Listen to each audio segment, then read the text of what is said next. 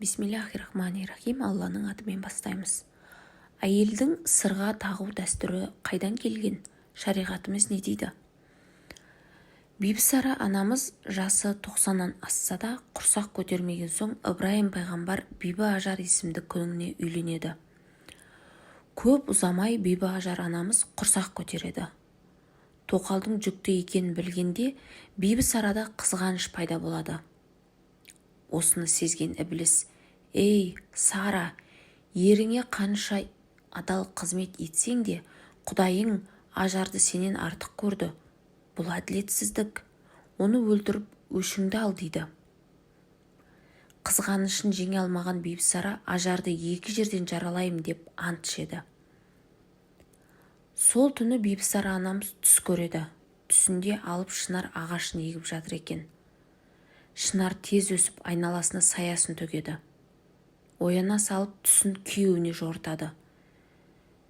Күйеуі: «Ұзамай ұлды боласың, ұлың пайғамбар болады» дейді Ибраим.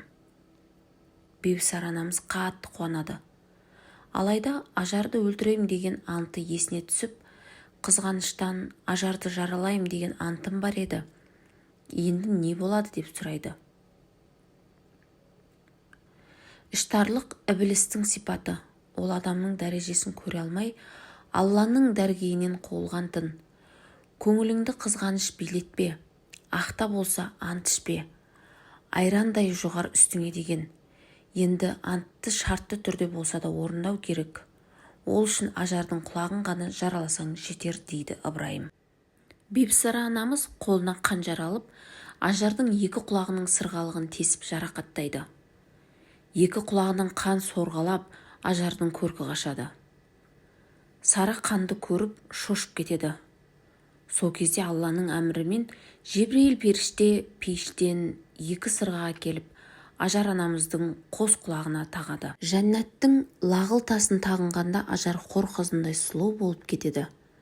Әйелдерге сырға тағу сол кезден бастап сүндет болған екен.